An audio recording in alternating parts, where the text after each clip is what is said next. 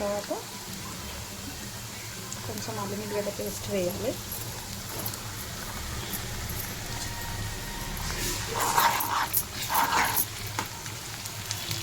పచ్చివాసన పోయేంత వరకు కొంచెం వేయించుకోవాలి. లేదంటే ఆకుకూర కదా కొంచెం వేరే వాసనలోకి కనిపిస్తుంది. కొంచెం వేగాలి అల్లం ఎల్లిగడ్డ పేస్ట్ కూడా.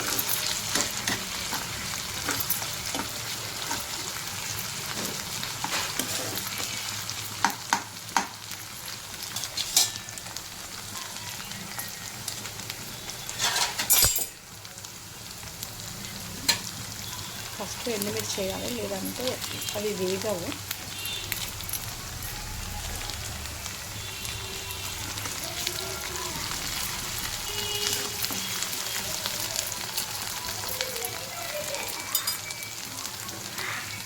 పచ్చిమిర్చి పిల్లలు ఎక్కువ స్పైసీ తినరు కదా, అందుకే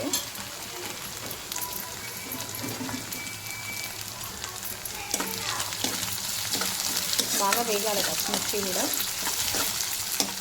ఎండుమిర్చి ఎందుకు వేసినానంటే ఎక్కువ పచ్చిమిర్చి అయితే పిల్లలు తినలేరు. సో అదొకటి. ఇంకోటి కొంచెం మంచిగా కూడా ఉంటుంది.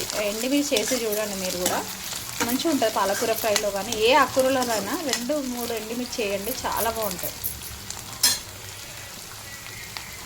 కొంచెం వేగిన తర్వాత వెంటనే కొంచెం పోపులనే పసుపు వేసేయాలి. పైన వేస్తే పచ్చివాసన వచ్చినట్టు అవుతుంది.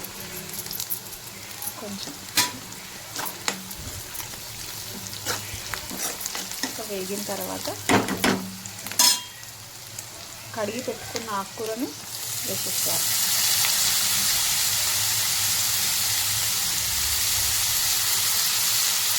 కొంచెం మగ్గిన తర్వాతనే సాల్ట్ వేయాలి. ఆకుకూరలో చూసి వేసుకోవాలండి, కొంచెం వేస్తేనే ఎక్కువ అవుతుంది. చూడండి ఇలా ఆయిల్ సపరేట్ అయిపోతుంది. మనం ఇందులో ఏమీ వేయాల్సిన అవసరం లేదు, అయినా కూడా అంత టేస్ట్ అవుతుంది పాలకూర ఫ్రై. చూడండి కర్రీ అయితే రెడీ అవుతుంది. ఇంకా స్టవ్ ఆఫ్ చేయడమే. ఇలా దగ్గర పడిన తర్వాతనే మనము స్టవ్ ఆఫ్ చేయాలి, లేదంటే వాటర్ ఉంటే అస్సలు బాగుండదు.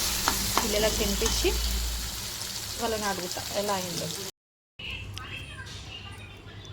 పిల్లలకు తినిపిస్తున్నాను.